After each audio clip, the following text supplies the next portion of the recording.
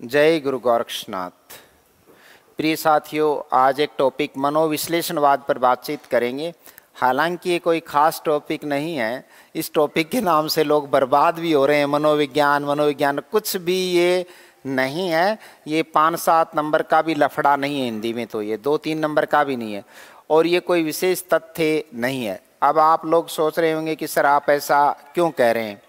मैं ऐसा इसलिए कह रहा हूँ, इसके पीछे बहुत सारे कारण विद्यमान हैं। इसके पीछे बहुत सारे कारण क्या हैं, विद्यमान हैं। सर जैसे अब आपको अगर ये बात ठीक से समझ में आई तो अच्छा होगा। कई लोग कहते हैं कामायनी पर फ्राइड के मनोविश्लेषण का प्रभाव है। अजीब दास्तान है। प्रसाद 1937 में मर गए थे। 1939 में फ्राइड जानते नहीं थे एक दूसरे को। सिग्मंड फ्राइड एक भौतिक शास्त्री थे, बाद में वो साहित्य की दुनिया में आ गए थे, भौतिक शास्त्र का नोबेल पुरस्कार ठुकराकर। कई तो ऐसे बावड़े कबूतर भी भारत में मौजूद हैं जो ये कहते हैं कि जायसी पर फ्राइड के मनोविश्लेषण का प्रभाव है। ऐसे आदमियों को रोड पर टांग देना चाहिए। मतलब फ्राइड, उन्हें ये नहीं पता फ्राइड कब हुआ। फ्राइड को देवता मान बैठे। फ्राइड एक भौतिक शास्त्री थे और भौतिक शास्त्र का नोबेल पुरस्कार ठुकराकर साहित्य की दुनिया में आ गए थे और ये कहा था कि सबसे बड़ी चीज़ साहित्य होती है, बस ये कहा था उन्होंने। और साहित्य के पीछे काम भावना है। प्रसाद ने तो उनसे पहले कामायनी लिख दी। हाँ, कामायनी का मतलब काम भावना ही है, लिबिडो ही है, नहीं तो उस कृति का नाम श्रद्धायनी होता। इसलिए कामायनी कहा गया कि उसमें काम भावना ही है, काम ही मूल तत्व है, लिबिडो। ठीक है, तो आगे हम बातचीत करेंगे किस पर, मनोविश्लेषणवाद। कुछ भी नहीं है मनोविश्लेषणवाद। पहले तो शाब्दिक अर्थ समझें। मन का विश्लेषण तो हजारों साल से मन का विश्लेषण ही साहित्य है। मन का अंतर्द्वंद्व ही साहित्य है। तो साहित्य लाखों साल से लिखा जाता रहा है और कल हुआ है। फ्राइड नाम का व्यक्ति कल हुआ है। ठीक है, तो मन प्लस विश्लेषण, विसर्ग संधि है, मन का विश्लेषण। लेकिन ये मन का विश्लेषण व्यक्तिगत नहीं है। सबका मन कैसा सोचता है, तो ये तो वैदिक साहित्य में भरा पड़ा है। रामायण है, गीता में तो फिर फ्राइड का ही प्रभाव हो गया। कहने का तात्पर्य आप इस दुनिया को समझिएगा, बावड़े लोग बहुत हैं हिंदुस्तान में। मन प्लस विश्लेषण बोले तो विसर्ग संधि, मनोविश्लेषण क्या बन के तैयार हो गया, मनोविश्लेषण, यानी मन का एनालिसिस। लेकिन व्यक्तिगत तौर पर नहीं, कॉमन तौर पर एनालिसिस करना। किसको, मन का विश्लेषण या मन को विश्लेषित करना, मन को विश्लेषित करना। ओके, मन का मतलब यहाँ मानसिकता से है। मानसिक का मतलब दिमाग। कुछ लोग मन को आत्मा समझने की भूल करते हैं। अरे अब आपको याद करा दूं क्या, मन यानी मानसिक, तो मानसिक तौर पर क्या होता है, दिमाग होता है। तो इसमें दिमाग की बात है। मन हृदय का प्रतीक नहीं होता, मन दिमाग का प्रतीक होता है। मन किसका प्रतीक होता है, दिमाग को मन कहते हैं। लोग आत्मा को मन समझते हैं। ये मन यानी मानसिक। तो मानसिक एनालिसिस यानी मनोविश्लेषण। अब साहित्य का इस दृष्टि से आप थोड़ा बहुत साहित्यिक आलोचना कर सकते हैं। साहित्य क्या कर सकते हैं, आलोचना। पर साहित्य में मन का विश्लेषण तो हजारों सालों से चला आ रहा है। उसमें फ्राइड का क्या योगदान है, फ्राइड का कोई योगदान इस तथ्य में नहीं। कौन फ्राइड है, कब पैदा होगा, कौन है, इस बात का क्या जायसी को पता था, तुलसी को पता है क्या, ठीक है, क्या वेदव्यास को पता था। तो ये जो अजीब अजीब लोग आपको मनोविज्ञान पढ़ाते हैं ना, इन बावड़ों को कहीं और भेजिएगा। ठीक है, मनोविश्लेषण, आलोचना करना साहित्य की कि कितना उसमें मनोविश्लेषण है। साहित्य में तो पूरा ही मनोविश्लेषण होता है। साहित्यकार तो दुनिया के मन में बिना टोल टैक्स प्रवेशित होता है और दुनिया की पीड़ा का आयात करता है। अपनी कल्पना शक्ति के सहारे दूसरों के मन में प्रवेश कर जाता है। कौन, कवि। और दूसरों की पीड़ा का आयात कर लेता है और कविता के रूप में उसका निर्यात कर देता है। तो मनोविश्लेषण आज किस नाम की चिड़िया है? ये हजारों साल पहले ही हम कह चुके हैं कि साधारणीकरण में भट्टनायक कह चुके हैं कि कवि अपनी संवेदन शक्ति के सहारे, अपनी सहृदयता के सहारे, अपनी संवेदना पावर के तौर पर वो जनता की पीड़ा का उसके मन में प्रवेश करके आयात कर लेता है और कविता के रूप में उसका निर्यात कर देता है। ये तो भट्टनायक ने कहा। तो कौन? फ्राइड नाम की कोई चिड़िया नहीं थी। कल एक चिड़िया पैदा हो गई जिसको सारी दुनिया एक झुंझुना बजा रही है। किस नाम का झुंझुना बजा रही है? फ्राइड। फ्राइड काय का? फ्राइड, सिगमंड फ्राइड नाम का एक व्यक्ति है, ठीक है। अब आप इसको, आपके बोझ को मैंने कम किया है ना, ये कोई खास बात नहीं है। मनोविश्लेषण यानी मन का विश्लेषण, इस आधार पर करती कि थोड़ी बहुत का आलोचना की जाती है। तो थोड़ी बहुत आलोचना की जाती है तो मनोविश्लेषणवाद आलोचना का एक प्रकार बन गया। आप जैसे लोगों ने बना दिया, आलोचना का एक प्रकार बन गया। लोग डराते हैं, मनो साइकोलॉजी पढ़ाते हैं। अरे उनको साइकोलॉजी वालों को साइकोलॉजी पढ़ानी नहीं आती। पहले आप खास बात सुनिएगा, वो बाल मनोविज्ञान पढ़ाते हैं या वो शिक्षा मनोविज्ञान पढ़ाते हैं। साइकोलॉजी हमें आती है, साइकोलॉजी एक साहित्यकार को आती है। आप उस बात को समझिए, वो बाल मनोविज्ञान या शिक्षा मनोविज्ञान पढ़ाते हैं, न कि मनोविज्ञान। मनोविज्ञान हम लोग पढ़ाते हैं। तो आलोचना का एक प्रकार बन गया कौन? मनोविश्लेषण, धीरे धीरे, ठीक है। अब इसको और थोड़ा सा मैं आगे ले जाता हूँ। किसको? मनोविश्लेषणवाद इज्म में कन्वर्ट हो गया तो आलोचना का एक प्रकार बन गया वाद यानी इज्म, ठीक है। ठीक है सर, आगे बढ़ूँ? Yes sir. तो आगे बढ़ते हैं। मस्तिष्क के 3 स्तर होते हैं।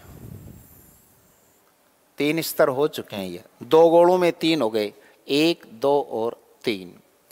ये चेतन, ये कौन सा मन है? चेतन मन है। और ये वाला minus plus minus plus minus, ये अर्ध चेतन है। ये पूरा हिस्सा चेतन है, ये पूरा ही प्लस है, ये पूरा ही प्लस है।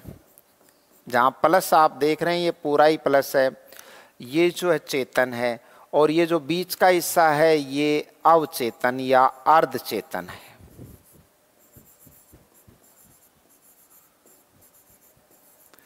अर्ध चेतन। और ये डॉट डॉट यहाँ मैंने किया, dot dot dot dot dot dot dot dot dot, ये वाला जो हिस्सा है ये अचेतन, इसमें डॉट्स किए हैं, इसमें प्लस ही प्लस है। यहाँ पर आपको माइंड के इस स्तर पर जो बातें आपके को याद हैं इसलिए प्लस है। यानी यहाँ जो तथ्य आपके स्मृति पथ में है, जो तथ्य आपके कौन से पथ में है? स्मृति पथ में, तो प्लस है। यहाँ पर आधे याद हैं, आधे याद नहीं है, आधे स्मृति में है, आधे विस्मृति में है। याद दिलाने पर याद आ जाता है कि मैं आपका दोस्त था, देख 11th में आपके साथ था, मेरा नाम ये है, अमुक मेरा नाम है, दीपक मेरा नाम है, तो आप जान जाते हो। तो ये माइनस और प्लस है। ये अचेतन में जो आप डॉट डॉट देख रहे हो ये कुंठित ग्रंथियाँ, ये ग्रंथियाँ, लेकिन ये पॉजिटिव भी हो सकती हैं और नेगेटिव भी। तो इनको हम वैसे कुंठा में इत प्रत्यय लगा है तो कौन सी ग्रंथि बोलते हैं? इनको कुंठित ग्रंथियाँ बोलते हैं। तो माइंड के कितने स्तर होते हैं? 3 होते हैं, चेतन, अर्धचेतन और अचेतन, ठीक है। यहाँ बातें आपके स्मृति पथ में, यहाँ आधी बात स्मृति में होती है, आधी याद दिला दी जाती है, राइट। यहाँ पर आप उस चीज़ को भूल चुके हो, अपनी महत्वाकांक्षा को भूल चुके हो। यानी आप 11th में किसी लड़की को चाहते हो और आपने एमए कर लिया और उस लड़की को आप भूल चुके थे, 11वीं 12वीं में भूल चुके थे।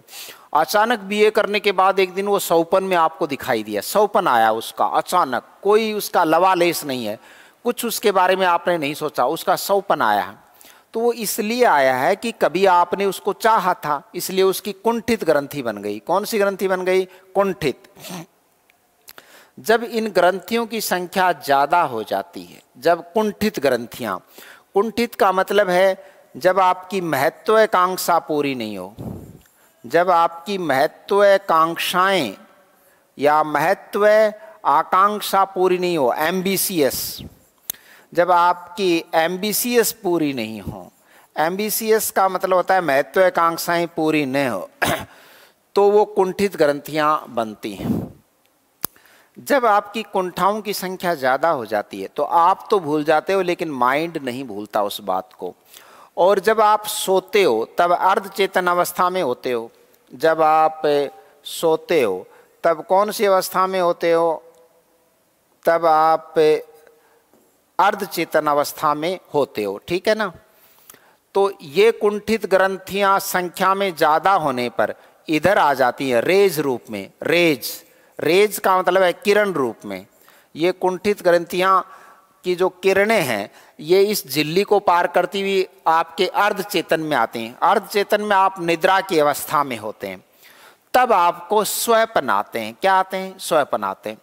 कई बार इन कुंठित ग्रंथियों की संख्या इतनी ज़्यादा हो जाती है, कई बार इन कुंठित ग्रंथियों की संख्या इतनी ज़्यादा हो जाती है कि आप अभी जाग रहे हैं फिर भी आपको ये वाली ग्रंथि यहाँ पर प्रवेशित हो जाती है, राइट। मतलब वही बात आपके माइंड में चलती रहती है, ठीक है ना। यहाँ तक आ गई तो यहाँ पर आप मानसिक तौर पर आपको डॉक्टर को दिखाना चाहिए। जागृत अवस्था में वो बात आ रही है तो क्योंकि ये ग्रंथि कई बार इसको पार कर जाती है या नींद में भी पार कर जाती है। ये ग्रंथ, ये रेज यानी किरणें नींद में यहाँ तक आ जाती हैं तो अचानक बड़बड़ाते हो आप, है ना। तो इसका एक दो तरीके हैं, डॉक्टर ज़रूरी नहीं है इसके लिए। इसका एक तरीका है कि आप ध्यान करें ईश्वर का। ईश्वर का क्या करें? ध्यान। इस ध्यान को लोग आजकल मेडिटेशन कहने लगे। मेडिटेशन करो, जैसे पता नहीं क्या करो। ध्यान को ही मेडिटेशन कहते हैं, यानी आध्यात्म, यानी आप किसकी तरफ अपना ध्यान करें? अध्यात्म, आत्मा को ताकतवर करें। इससे क्या होगा? विरेचन होगा। इन कुंठित ग्रंथियों का क्या होगा? विरेचन होगा। ध्यान से ईश्वरीय शक्ति का ध्यान करेंगे, सुबह जल्दी उठेंगे तो इससे इनका विरेचन होगा। विरेचन का मतलब ये कुंठित ग्रंथियां ऑटोमेटिक कम हो जाएंगी, इरेज हो जाएंगी। ऑटोमेटिक ये क्या हो जाती हैं? इरेज हो जाती हैं। तो इरेज होगा तो कुंठित ग्रंथियों की संख्या कम होगी। कुंठित ग्रंथियों की संख्या कम होगी तो आपके मन में संतुलन होगा। आपके मन में क्या होगा? संतुलन। फिर ना तो आपको स्वप्न आएंगे और ना आप मानसिक तौर पर कुछ आपको दिक्कत होगी। तो इस संतुलन का जो सबसे बड़ा तरीका है वो अध्यात्म है, यानी साहित्य है। क्या है? साहित्य,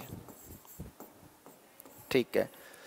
तो आप की ये कंडीशन नहीं हो इसलिए आप साहित्य पढ़िए और ऐसी इच्छाओं को ही पालिएगा जो पूरी हो सके, है ना। और कल्पना करिए, कल्पना एक सिद्धांत है, पर आप और भी ज़्यादा ईश्वरीय शक्ति का भी ध्यान करें।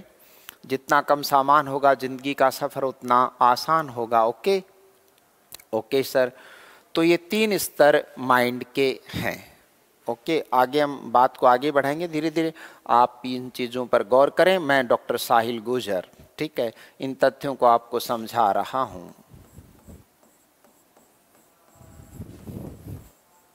ये जो आजकल के कान खजूरे क्या पढ़ाते हैं आपको साइकोलॉजी, मैं जानता हूं उनको आती जाती कुछ नहीं, उनका सब्जेक्ट नहीं है। कई तो ऐसे लोग साइकोलॉजी पढ़ाते हैं जिनका वो सब्जेक्ट नहीं है, रट लिया उस साइकोलॉजी के 20-25 क्लासों को उन्होंने रट लिया है। मैंने युवा मनोविज्ञान 1995 में पढ़ लिया था, मतलब ऑटोमेटिक। मैं जिसके बारे में सोचता हूँ और मैं ये सोचता हूँ कि इसके मन में ये चल रहा है, उसके मन में वही चलता रहता है। तो इसलिए ये रटने से कोई चीज़ ऐसी होती नहीं है। और आज देखिए मैं आपको ये पढ़ा रहा हूँ, चूँकि आपके मनोविश्लेषण एक टॉपिक लग गया है, ठीक है। आगे बढ़ूँ? Yes sir. अब आगे बढ़ रहा हूँ। ये भी हमने कर लिया है, ये हमने अभी किया। अब मैं आपको आगे की खास बात पर ले जा रहा हूँ। मनुष्य की 3 प्रकृतियाँ होती हैं। मनुष्य की कितनी प्रकृतियाँ होती हैं? 3। फिर आगे इसका हम डेस्क्रिप्टिव जल्दी जल्दी पढ़ लेंगे। मनुष्य की 3 प्रकृतियां होती हैं। 3 प्रकृति के लोग होते हैं, id, ego and super ego. इसके चित्र से भी हमें समझना पड़ेगा, क्योंकि ये छोटी सोच वाला व्यक्ति होता है, ये उससे बड़ा होता है और ये बहुत बड़ा होता है। इसको अपन सुपर ईगो, चित्रों से भी कई बात समझ में आ जाती हैं। Super ego. इड, पशु जैसा व्यक्ति। आप इसको दूसरे तरीके से समझिए जो आपको साइकोलॉजी वालों ने पढ़ाया वो तरीका छोड़िए, आप इस बात को ऐसे समझिए। इड यानी पशु, पशु प्रवृत्ति का व्यक्ति। सर पशु प्रवृत्ति का व्यक्ति, उसको ऐसा होता है वो केले बेचता, मान लीजिए कोई व्यक्ति केले बेचता है, इड प्रवृत्ति का है, तो उसको 30 रुपये केला मिलेगा, आज खरीदा उसने 30 रुपये के हिसाब से, किलो के हिसाब से, वो 40 बेच देगा। कल उसको 40 रुपये किलो के हिसाब से अगर वो खरीद रहा है तो 50 बेच देगा। इसको कोई मतलब नहीं है। 20 रुपये किलो खरीद कर 30 बेचेगा, जितना इसको मिलता है उससे ये 10 रुपये ज़्यादा बेच देता है। ऐसा व्यक्ति पशु है। वो ये कोशिश नहीं करता, वो ये जानना नहीं चाहता कि ये 10 रुपये अचानक कैसे बढ़े। ऐसे व्यक्ति को पशु प्रवृत्ति, इड प्रवृत्ति का कहते हैं। भारत में इड प्रवृत्ति के बहुत सारे लोग हैं। वोट तो दे देते हैं फलानी पार्टी को, ढिमका पार्टी को, उन्हें ये नहीं पता ब्राज़ील कहाँ है, उन्हें ये नहीं पता यूक्रेन और रसिया का आखिर ये लड़ाई किस बात को लेकर है, यूक्रेन क्या था, साउथ एशिया क्या है, उसकी क्या समस्याएं हैं, भारत एशिया महाद्वीप के कौन से हिस्से में आता है, तो भारत एशिया महाद्वीप के दक्षिण एशिया में आता है। यहाँ तक नहीं पता, वो लोग राजनीति की बात करते हैं, वो वैश्विक बात करते हैं, राइट। जिन्हें साउथ कोरिया के बारे में और नॉर्थ कोरिया के बारे में नहीं पता, वो लोग उसकी बात करते हैं, किम जोंग की बात करते हैं। तो आप समझिएगा कि ऐसे लोगों को तो हम ईगो वाला कहते हैं। और जिनको कुछ भी नहीं पता, वोट दे के आते हैं, काम कर लेते हैं, 500 रुपये में वो किसी को भी वोट दे देते हैं, ऐसे व्यक्ति को पशु कहते हैं, यानी इड यानी इदम, ठीक है।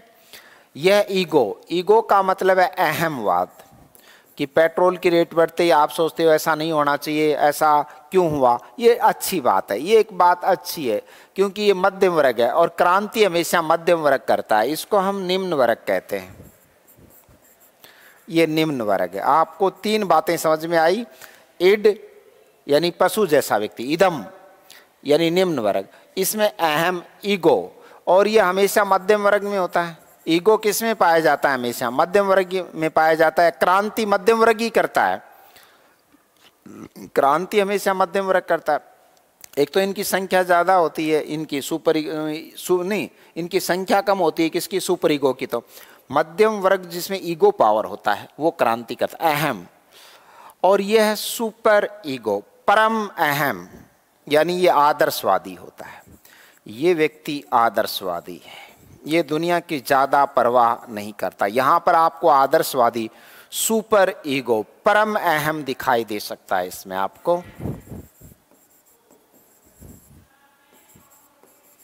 ये परम अहम है यहाँ पर। तो ये व्यक्ति दार्शनिक होता है, ये व्यक्ति कवि होता है। ये क्रांति करता है ये वर्ग, ये कवि होता है, ये दार्शनिक होता है, ये फिलॉसफर होता है, ठीक है। तो ये इड, ईगो और सुपर ईगो मानव की 3 प्रवृत्तियां हैं। अच्छा, इस प्रवृत्ति को ही सत कहा गया है, सत प्रवृत्ति का। अब आपको समझ में आ जाएगा, ये रजोगुण है। तो ये बात हिंदुस्तान में लाखों साल से रजोगुण क्रांति करता है, रजोगुण है, ये सतोगुण, ये रजोगुण और ये तमोगुण, ये तामसिक प्रवृत्ति के व्यक्ति होते हैं, ये तमोगुण वाले होते हैं। अब तो समझ में आएगा सतरज और तम। डॉक्टर साहिल ने अपने तरीके से व्याख्या की है और आप इसे संभवतः समझ गए होंगे, ओके। तो ये बात तो जो ईड, ईगो, सुपर ईगो की बात कही है, हजारों सालों से भारत में सतरज तम के नाम से प्रचलित है, इसमें सोचने की क्या बात है। ठीक है सर, ओके ओके सर।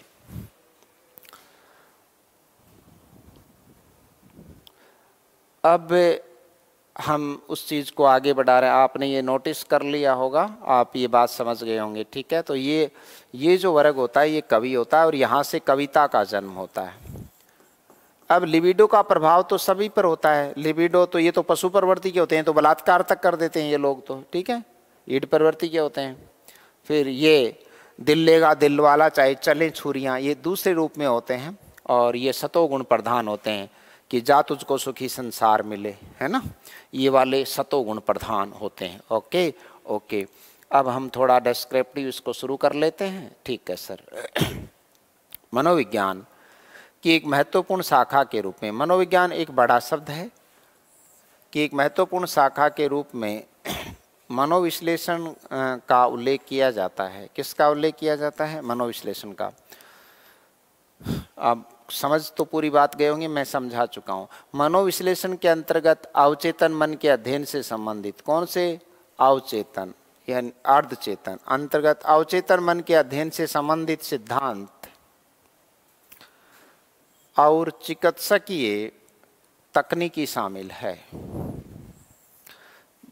जिनके द्वारा या जिसके द्वारा मनुष्य के मन संबंधी रोगों का उपचार किया जाता है। मन संबंधी, मानसिक, मन तो मन आत्मा नहीं है, मन मानसिक है।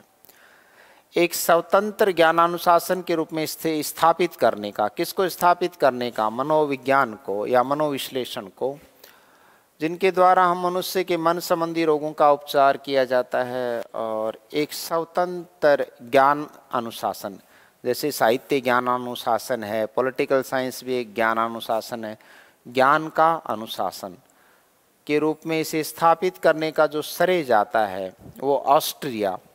अच्छा, ऑस्ट्रिया के राजकुमार की हत्या से ही सेकेंड वर्ल्ड वार शुरू हुआ था, ठीक है ना, 1939 में। ऑस्ट्रिया के प्रख्यात न्यूरोलॉजिस्ट सिगमंड फ्राइड, जिनका जीवन काल रहा सन 1856 से 1939, और प्रसाद 1937 में ही चले गए थे और 1935 में कामायनी लिख गए थे। तो कामायनी का अर्थ ही काम है, काम यानी रति, रति यानी सेक्स। सिगमंड फ्राइड एक प्रख्यात भौतिक शास्त्री थे और उन्होंने भौतिक शास्त्र का नोबेल पुरस्कार भी ठुकरा दिया था और साहित्य की दुनिया में आ गए थे। उन्होंने कहा कि साहित्य सब कुछ है। Okay sir. प्रख्यात न्यूरोलॉजिस्ट सिगमंड फ्राइड 1856 से 1939 तक उनका जीवन काल रहा हो जाता है। उनके सिद्धांत को यौनवाद, क्योंकि वो लिबिडो पर केंद्रित रहे इसलिए यौनवाद के नाम से भी जाना जाएगा। योनि पर केंद्रित रहे, योनि में ए प्रत्यय लगा दो यौन, योनि में ए प्रत्यय लगा दो यौन, अब प्लस आचार लगा दो तो यौनाचार, लिबिडो, सेक्स, रति, सुख। उनके सिद्धांत को यौन सिद्धांत के नाम से भी जाना जाता है, लिबिडो के नाम से भी जाना जाता है। उन्होंने अपनी पुस्तक एन आउटलाइंस ऑफ साइकोएनालिसिस में इस सिद्धांत का प्रतिपादन किया है, मनोविश्लेषण या यौनवाद या लिबिडो का। उनके इस सिद्धांत को उनके शिष्य एडलर, उनके इस सिद्धांत को उनके शिष्य, परम शिष्य थे पहले तो एडलर और युंग ने आगे बढ़ाया। किसने? एडलर और युंग ने आगे बढ़ाया। तो तीन लोग हो गए। तीन कौन हो गए? सिगमंड फ्राइड, एडलर और युंग। मैं इन तीनों व्यक्तियों के बारे में अभी आपसे बातचीत करूंगा। ठीक है सर। इसलिए खाली पन्ना निकालते हैं सर, निकालिए। प्रिय साथियों, हाँ सर,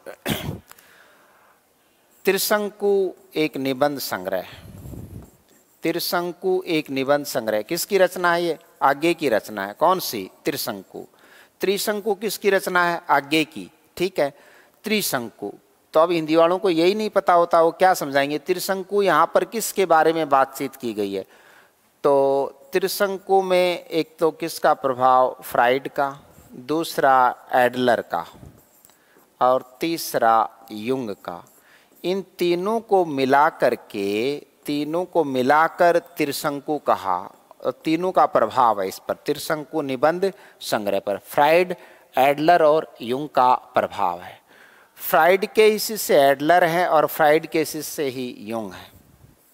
फ्राइड के शिष्य ही एडलर है और फ्राइड के शिष्य ही कौन है? युंग है। इनको जुंग भी पढ़ा जाता है कई जगह, क्योंकि एक्स से शुरू होता है इनका नाम। किससे शुरू होता है? एक्स। तो इसको जुंग भी पढ़ा जाता है।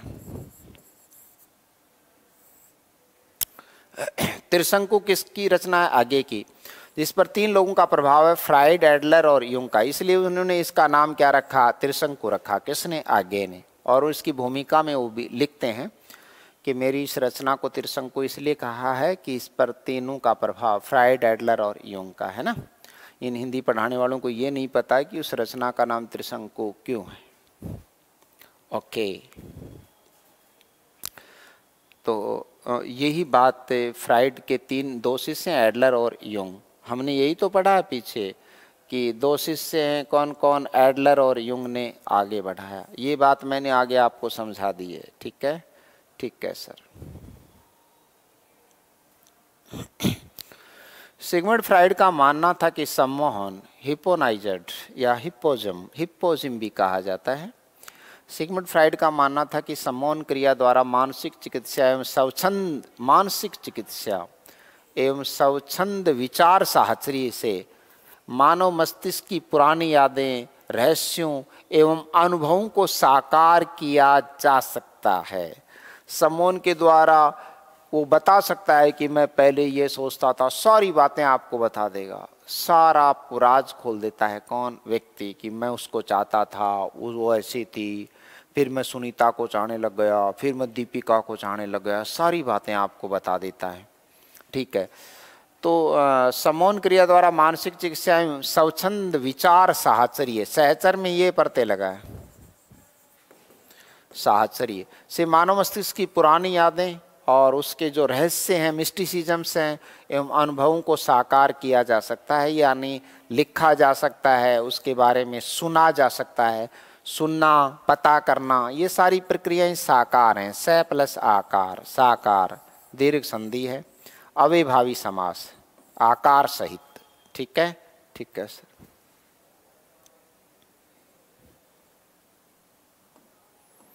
साकार किया जा सकता है। मनोविश्लेषण शास्त्र विज्ञान है या नहीं है? जैसे आप पॉलिटिकल साइंस के बारे में पढ़ते हो, ये कला है या विज्ञान। मनोविश्लेषण शास्त्र विज्ञान है या नहीं? विज्ञान इसलिए नहीं है, इसमें साहित्य की शक्ति के द्वारा दूसरे के मन की बातें जानी जाती हैं, इसलिए विज्ञान कुछ नहीं है, शास्त्र ही है सारी चीज़ें। मनोविश्लेषण शास्त्र विज्ञान है या नहीं, ये तो अभी भी विवाद का विषय है, लेकिन इस बात से इनकार नहीं किया जा सकता कि इसने मानव अध्ययन को अत्यधिक प्रभावित किया है। इसने मानव अध्ययन को अत्यधिक क्या किया है? प्रभावित किया है। यहाँ तक कि ये निपात है, यहाँ तक कि साहित्य के लेखन और उसके अध्ययन को भी इसने प्रभावित थोड़ा बहुत किया है। जैसा कि मैंने कहा, इससे पहले के साहित्य में जबरदस्त मनोविज्ञान था, तब सिगमंड फ्राइड नाम का व्यक्ति पैदा ही नहीं हुआ था। लोग सारे दिन फ्राइड, सिगमंड फ्राइड नाम की चिड़िया पैदा भी नहीं हुई थी ना, तब साहित्य में इतना अंतर्द्वंद्व आपको लिखा हुआ मिल जाएगा। तो फ्राइड का ही प्रभाव था क्या? फ्राइड को जानते तक नहीं थे प्रसाद, तो कौन? Who is fried? तो सामान्य तौर पर इस शब्द ने और इस ज्ञान शाखा ने बहुत सारी शाखाओं को प्रभावित किया, ऐसा आप मान सकते हैं। Okay sir. मनोविश्लेषणवाद को निम्न बिंदुओं के अंतर्गत समझा जा सकता है। अचेतन सिद्धांत, इस सिद्धांत के अंतर्गत फ्राइड ने मानव मन के 3 स्तर माने हैं। फ्राइड के मानव मन के कितने स्तर माने? मैंने थोड़ी देर पहले समझा दिया। कॉन्शियस यानी चेतन, अर्ध चेतन यानी सब कॉन्शियस। तो इसको हम आइसबर्ग सिद्धांत के नाम से भी समझ सकते हैं। चेतन यानी चेतन मन का संबंध मनुष्य की वर्तमान अनुभूतियां, मैंने कहा ना, जो कुछ आपको याद है वो सब कुछ चेतन है। चेतन मन का संबंध मनुष्य की वर्तमान अनुभूतियों, संवेदनाओं तथा जागृत अवस्था से, वर्तमान जागृत अवस्था से है। ठीक है, अवस्था से है। और मानव मन का 1/10 भाग चेतन ही होता है। चेतन के बारे में जो हर चीज आपको याद है वो चेतन है। अर्ध चेतन या अवचेतन, सब कॉन्शियस, यह चेतन एवं चेतन के मध्य की अवस्था होती है, या इसे यूं कहें कि अचेतन के मध्य की अवस्था होती है। चेतन और अचेतन के मध्य की अवस्था होती है। इसमें ऐसी इच्छाएं एवं विचार होते हैं जो हमारे वर्तमान चेतन मन में तो नहीं होते, पर वो सौपन में आते हैं। इसलिए सौपन न तो चेतन में आते हैं न अचेतन में आते हैं, सौपन अर्ध चेतन में आते हैं। ठीक है ना? ओके, अवचेतन में। इसमें ऐसी इच्छाएं विचार होते हैं जो हमारी वर्तमान चेतन मन में नहीं होते, किंतु प्रयास करने पर वे चेतन मन में आ जाते हैं। प्रयास करने पर वे चेतन मन में आ जाते हैं। चेतन तक पहुंचने वाली समाज विरोधी, निंदनीय, लज्जाजनक मानसिक क्रियाओं के लिए अर्ध चेतन चिटकनी का काम करता है। अर्ध चेतन किसका काम करता है? चिटकनी का। सर समझे नहीं? मैंने कहा ना, कुंठाएं इसलिए बनती हैं कि आप जिसको चाहते हो वो आपको मिली नहीं, वो आपकी एम्बिशियस पूरी नहीं हुई। एम्बिशियस पूरी नहीं हुई तो कुंठा बन गई। तो सर इच्छाएं पूरी 2 प्रकार से नहीं हो सकती। आप कार लाना चाहते हैं, पैसे नहीं, तो पैसे चाहिए तो आप एटीएम तोड़ेंगे तो नहीं तोड़ना चाहिए, तो नहीं तोड़ना चाहिए, आपको कानून का डर है, समाज का डर है, बदनामी का डर है, तो आपने नहीं तोड़ा एटीएम, तो नहीं तोड़ा तो एक कुंठित ग्रंथि बन गई। और मेरे कहने का मतलब ही यह है कि तोड़ना नहीं चाहिए। ओके, तो चेतन तक पहुंचने वाली समाज विरोधी बातों की वजह से तो कुंठाएं बनती कि हमें ऐसा नहीं करना चाहिए। जैसे शेखर एक जीवनी आगे का है, मान लीजिए कोई व्यक्ति, कोई लड़का ऐसा है जो अपनी बुआ की लड़की से प्यार करता है और बाद में उसे पता चला कि बुआ की लड़की से प्यार नहीं करना चाहिए, ऐसा नहीं हो सकता, तो वो भी उसके कुंठित ग्रंथि बन जाती है। मान लीजिए आपका किसी लड़की से प्रेम हो गया और आपकी जाति की है, जो भी है, पर आपका और उसका गोत्र मिल गया कहीं ना कहीं, तो आप सोच सकते हो कि यार अपने तो गोत्र मिलते हैं इसलिए अपन शादी नहीं कर सकते, तो यहाँ भी एक कुंठा बनती है। और गोत्र में शादी नहीं करनी चाहिए, मैं ये कह रहा हूँ कि नहीं करनी चाहिए, सामाजिक मान्यताओं को पुनः स्थापित करना चाहिए हमें, ठीक है। इसलिए तो समाज में अव्यवस्था है कि तुम तोड़ रहे हो सामाजिक परंपराओं को। सामाजिक परंपराओं को तोड़ने से समाज को इतनी हानि पहुंच रही है ना, क्योंकि तुमने तो बहुत तोड़ कर देख लिया, अब देखो समाज की क्या दुर्गति हो रही है। ये सुगति है क्या, ये दुर्गति है, क्योंकि तुम परंपरा तोड़ के अपने आप को सुपर समझते हो। मैं कह रहा हूं परंपरा का नाम ही सुपर ज्ञान है, परम का मतलब ही सुपर होता है और परा का मतलब होता है अनादिकाल से, इसलिए आप सुपर नियमों को मानिएगा। सर सुपर नियम जैसे घर में लेव लगाते हैं, हो सकता है आपके घर में नहीं लगाते हों, जैसे घर में लेव लगाते हैं मिट्टी का, ठीक है, चूल्हे के भी लगाते हैं, फिर उस पर सातिया मानते हैं, स्वस्तिक मानते हैं, स्वस्तिक जिसको सातिया भी बोलते हैं, स्वस्तिक, सातिया तद्भव शब्द है, स्वस्तिक का चिन्ह बनाते हैं, तो बनाना जरूरी है। प्लस अगर आपने मेहंदी लगानी है तो 7 टिकी दीवार पर लगानी भी जरूरी है। और अगर आप मिट्टी लेके आए बाहर से और घर में लेव लगाना है तो लेव लगाने के बाद अनाज के कुछ दाने भी उस पर छिड़कने जरूरी है। ये क्यों जरूरी है तो मैं बाद में बताऊंगा, ठीक है ना। ओके, चेतन तक पहुंचने वाली समाज विरोधी, निंदनीय, लज्जाजनक मानसिक क्रियाओं के लिए अर्ध चेतन चिटकनी का काम करता है, जिसे फ्राइड ने सेंसर कहा है। जिसे फ्राइड ने क्या कहा है, सेंसर कहा है। यानी अर्ध चेतन मन चेतन व अचेतन के बीच पुल का काम करता है, चेतन और अचेतन के बीच पुल का काम करता है, ठीक है। जिन चीजों से हम डरते हैं या हमें नहीं करनी चाहिए, वो हमारी जो आकांक्षाएं हैं वो अर्ध चेतन में नहीं, अचेतन में आती हैं। पहले तो अचेतन में वो कुंठित ग्रंथियां बन जाती हैं और फिर वो सौपन के रूप में अर्ध चेतन में आती हैं। इसलिए अर्ध चेतन में आपके कुंठित ग्रंथियां न आए, इसके लिए तो आपको आध्यात्मिकता की तरफ जाना चाहिए, नहीं तो कुंठित ग्रंथियों की संख्या ज्यादा होती है और वो एक रेज के रूप में, एक किरण के रूप में आपके अर्ध चेतन में प्रविष्ट होती है और कई बार तो आगे भी चली जाती है, ठीक है ना। हाँ सर, ओके। जिसे फ्राइड ने सेंसर कहा, अर्ध चेतन मन चेतन और अचेतन के बीच पुल का काम करता है। Okay okay sir. अचेतन, अनकॉन्शियस, मानव मन के 3 स्तरों में अचेतन सबसे प्रमुख होता है। सर यहाँ पर अचेतन को प्रमुख, सबसे प्रमुख क्यों कहा है, वो आइसबर्ग की तरह होता है। अचेतन मन में इतनी हजारों लाखों बातें होती हैं, तो चेतन में तो थोड़ी बहुत होती हैं, और अचेतन मन में इतनी लाखों बातें समाहित रहती हैं, तभी तो इसमें ज्यादा नहीं होनी चाहिए। चेतन मन तो इतनाक साक होता है और अर्ध चेतन इतनाक होता है, अचेतन बहुत ज्यादा होता है, वो एक आइसबर्ग की तरह होता है। जैसे आप समुद्र में एक आइसबर्ग है, वो इतना ही दिखाई देता है ऊपर, इतना सा, और इतना देखकर आप जैसे कई समुद्री जहाजों के चालक ये सोच लेते हैं कि बर्फ का कोई टुकड़ा होगा, लेकिन वो एक आइसबर्ग होता है, नीचे वो विशाल काय होता है, और कई बार तो समुद्र में जहाज उस आइसबर्ग में अटक तक जाते हैं, तहस नहस हो जाते हैं, टकरा जाते हैं, क्रैश हो जाते हैं। राइट, मैं डूबने शब्द का इस्तेमाल नहीं करना चाहता, ठीक है। अचेतन, अनकॉन्शियस, मानव मन के 3 स्तरों में अचेतन मन सबसे प्रमुख होता है, और इसको प्रमुख मानता है क्योंकि इसमें जगह ज्यादा होती है। ये आप देखें, यहाँ पर ये एक जगह देख रहे हैं, ये ज्यादा है, ये बहुत ज्यादा है, ठीक है, और ये जो है ये आइसबर्ग, ये बहुत कम जगह है, और ये जो बीच का है ये यहाँ पर अर्धचेतन है। तो बड़ा हिस्सा अचेतन है। मानव मन के 3 स्तरों में अचेतन मन सबसे प्रमुख होता है। मानव मन की वे इच्छाएं जो अनैतिक, घृणित हों, अथवा वे इच्छाएं जिन पर समाज की पाबंदी हो, या ऐसा नहीं करना चाहिए, या हम सोच कर नहीं करते, या हमारे पास पैसा नहीं होता इसलिए नहीं करते तो वे इच्छाएं जिन्हें हम पूरा नहीं कर पाते, वे सब दमित होकर अचेतन मन में चली जाती हैं और यहाँ ये इच्छाएं निष्क्रिय हो जाती हैं। ये स्तर काम मूला स्तर है। काम, सेक्स, काम मूला, यानी हर चीज के पीछे आप एक कार लाना चाहते हैं ये सोचकर कि मेरी प्रेमिका को बैठाऊंगा, तो यहाँ भी लिबिडो काम करता है, ठीक है ना, काम मूला होती है ये जो स्तर है चेतन, ये काम मूला है। मानव मन का ये 9/10 भाग अचेतन मन ही होता है। चेतन, अचेतन एवं अर्धचेतन की धारणा को आइसबर्ग थ्योरी से आप समझ सकते हैं, समझा जा सकता है। ये आइसबर्ग थ्योरी है, ये चेतन है, ये अर्धचेतन और ये अचेतन है। आइसबर्ग थ्योरी के नाम से कहा जाता है। इसलिए डॉक्टर दूधनाथ सिंह की एक रचना आइसबर्ग भी है। उनका एक कहानी संग्रह है आइसबर्ग। किसका? दूधनाथ सिंह का। दूधनाथ सिंह के कहानी संग्रह का नाम ही क्या है? आइसबर्ग है।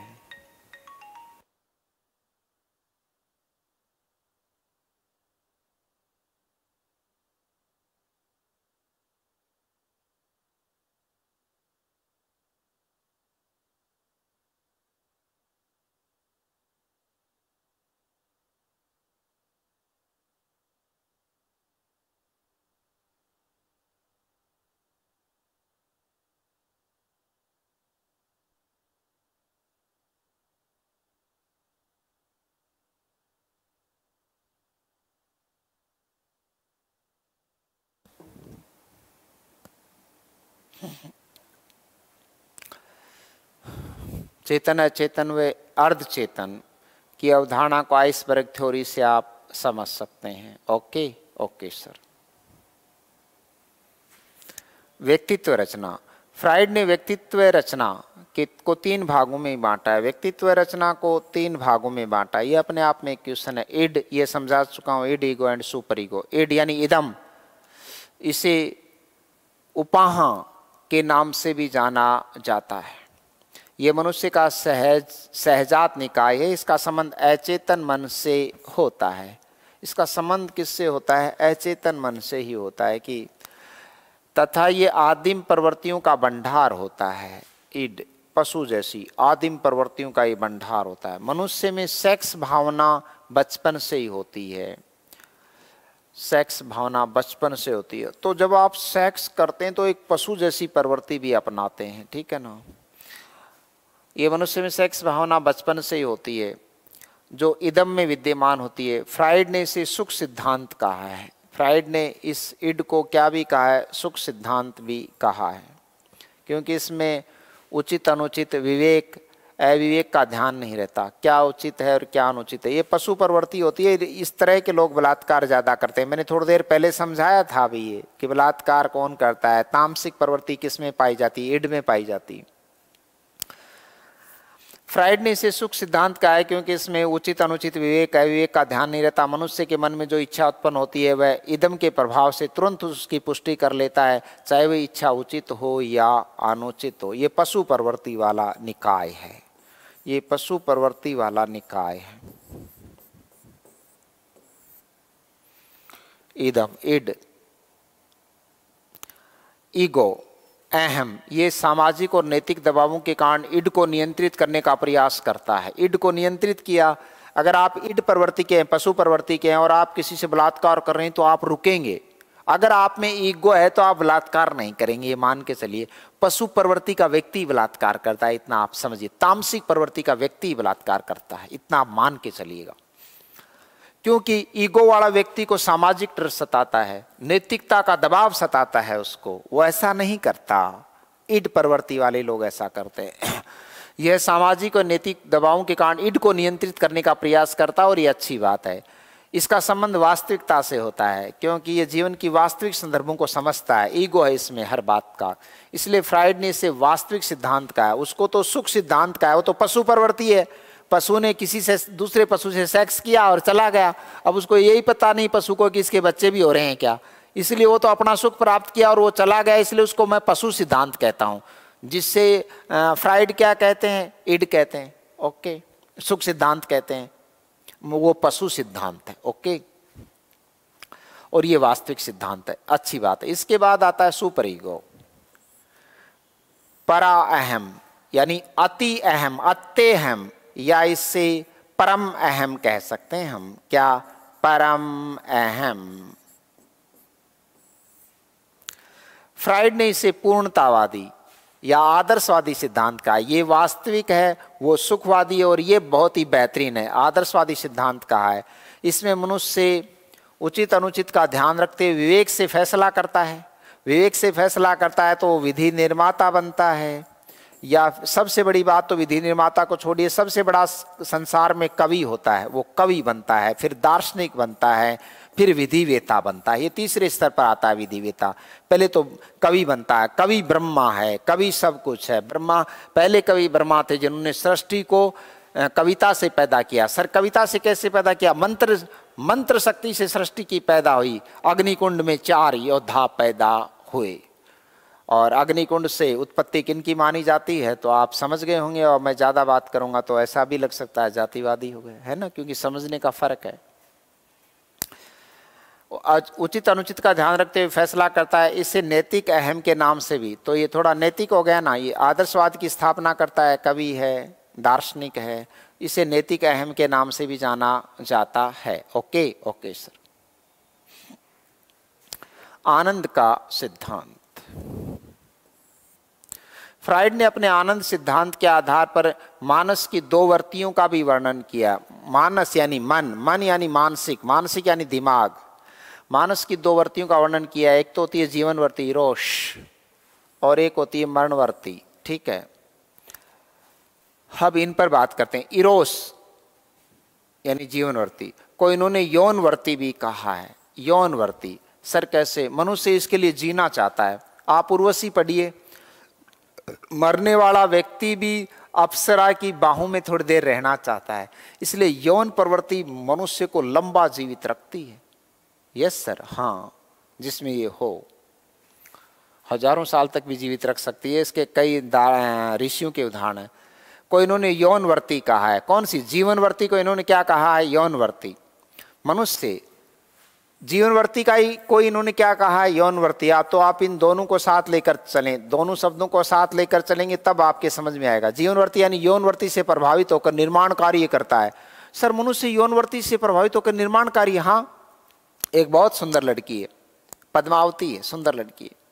पद्मावती केवल वही नहीं है जो रतन सेन के यहाँ थी, पद्मावती आप भी हैं।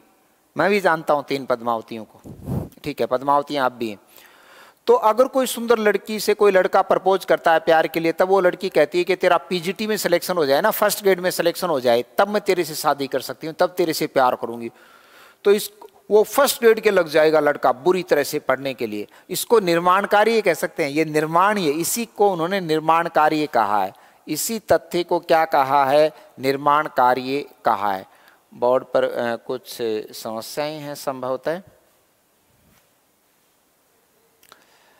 इसी को निर्माण कार्य, देखो लड़का लग गया ना निर्माण में, तो फर्स्ट ग्रेड में लगना, या कोई लड़की कह दे कि आप IAS बन जाओगे या तब मैं आपसे शादी करूंगी, या कोई लड़की कह दे कि आपके पास फैक्ट्री हो, तो ये सारी चीजें निर्माण कार्य में ही आती हैं। ठीक है ना।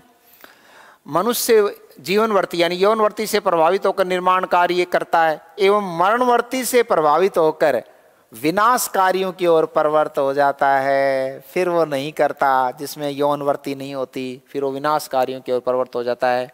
फ्राइड ने जीवनवर्ती एवं मरणवर्ती को मूल प्रवृत्तियों के रूप में स्वीकार किया है।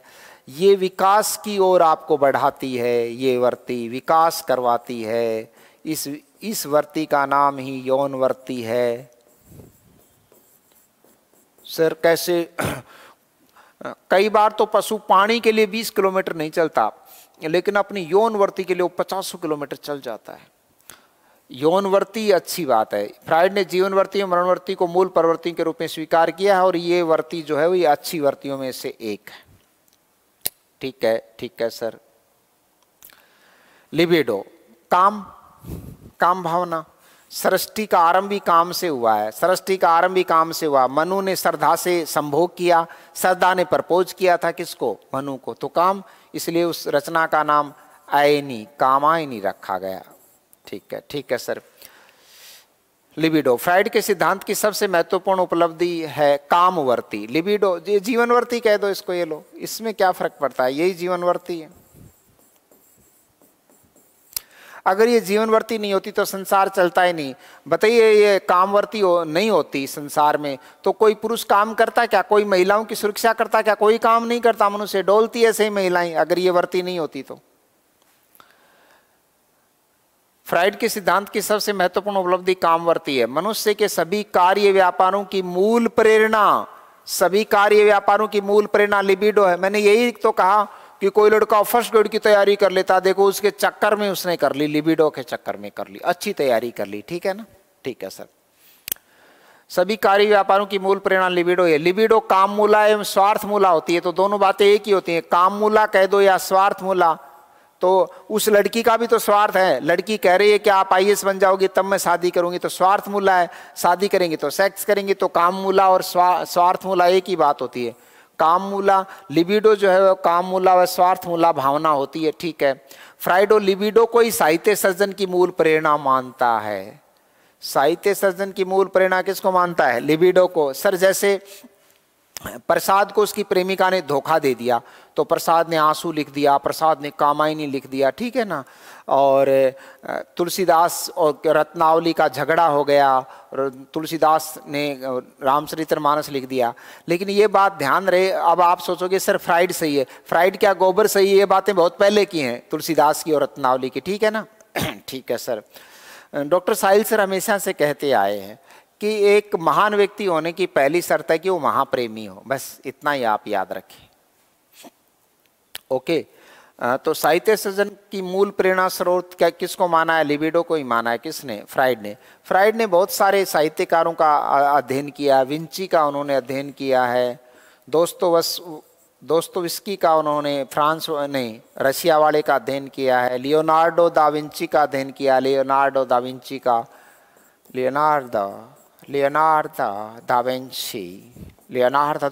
का अध्ययन किया। किसने? फ्राइड ने। साहित्य सृजन का मूल प्रेरणा किसको मानते हैं? लिबिडो को। Okay sir. Oedipus and Electra ग्रंथि, इसके बारे में 2 मिनट में आपको बता दूंगा। ऑडिप्स यानी इसको इडिप्स भी पढ़ा जाता है, कई लोग इसको ऑडिप्स पढ़ते हैं, तो इडिप्स और इसको अपन इलेक्ट्रा पढ़ते हैं। इडिप्स एंड इलेक्ट्रा पढ़ते हैं, इस नाम से भी जानते हैं। ठीक है। अब इसको पढ़ने से पहले मैं आपको समझा दूं इन दोनों के बारे में तो ज़्यादा ठीक रहेगा। सर बताइएगा, इन दोनों के बारे में बताइएगा। इडिप्स एक राजकुमार था। इडिप्स या ओडिप्स आप समझ, इडिप्स एक राजकुमार था, तो राजा का पुत्र ही होगा अगर वो क्या था? राजकुमार था। यूनान का एक राजकुमार था। कौन? इडिप्स। इसके पिता राजा थे। इसकी एक माँ है। किसकी? इडिप्स की। इडिप्स की माँ मर गई तो राजा दूसरी रानी ले आया। राजा दूसरी रानी ले आया। दूसरी रानी 17 वर्ष की ले आया राजा। दूसरी रानी कितने वर्ष की ले आया? 17 वर्ष की। और ये इडिप्स भी 17 वर्ष का हो चुका था, इसलिए दोनों में प्यार हो गया, इडिप्स में और इस रानी में। इस रानी ने और इडिप्स ने मिलकर राजा को मार दिया। काम भावना के वशीभूत होकर, लिबिडो के वशीभूत होकर, काम भावना के वशीभूत होकर इस राजा को मार दिया। इसलिए इस राजा को मार दिया, इसलिए यूनानी दार्शनिकों ने इस ग्रंथि का नाम इडिप्स रखा। ठीक है। एक इलेक्ट्रा नाम की राजकुमारी थी। एक इलेक्ट्रा नाम की राजकुमारी थी। यूनान की राजकुमारी कौन? इलेक्ट्रा राजकुमारी थी। इसकी माता का देहांत हो गया था। किसकी माता का? इलेक्ट्रा की। ये अपने पिता से प्यार करने लग गई। नहीं, देहांत नहीं हुआ था, इलेक्ट्रा अपने पिता की तरफ बढ़ती गई, लेकिन ये इसकी सौतेली माँ थी। इसने अपनी सौतेली माँ को मार दिया।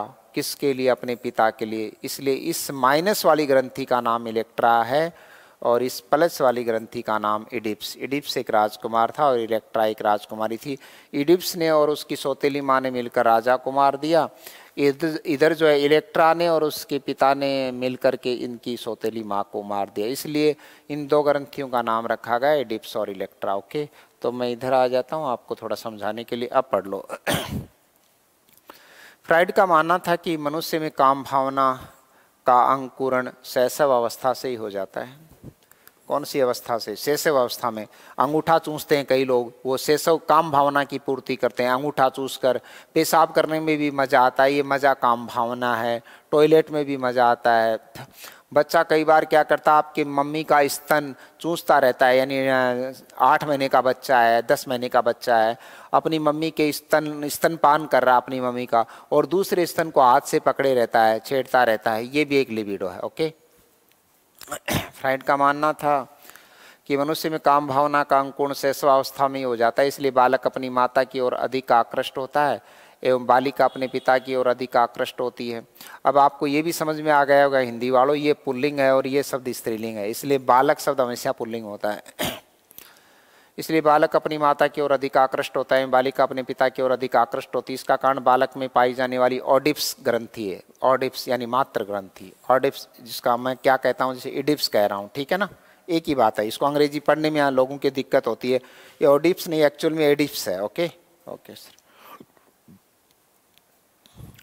एवं बालिका में पाई जाने वाली ग्रंथि को क्या कहा गया? इलेक्ट्रा। इसे पितृ ग्रंथि कहा गया और ये यूनान की राजकुमारी थी, इसलिए नामकरण किया गया। नामकरण किसी व्यक्ति के नाम से भी तो होता है, जैसे फ्राइड भी किसी व्यक्ति का नाम ही तो है। हाँ सर।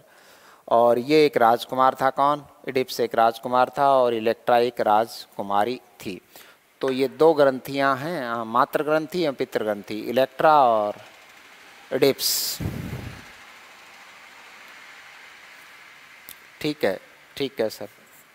नेक्स्ट क्लास अभी थोड़ी देर में स्टार्ट करता हूँ, ठीक है? ओके सर, अभी मिलते हैं नेक्स्ट क्लास में जल्दी। Okay sir.